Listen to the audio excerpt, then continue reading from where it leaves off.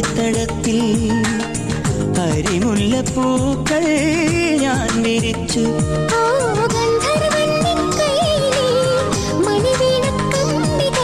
മന്ത്രിക്കും നിൻ പാട്ടിലെ മധുരാഗത്തുള്ളികൾ. എനിക്കുള്ളതല്ലേ കാനനക്കുയിലിന് കാതിലിടാനൊരു കാൽപ്പവൻ പൊന്നു തരാം ഞാൻ.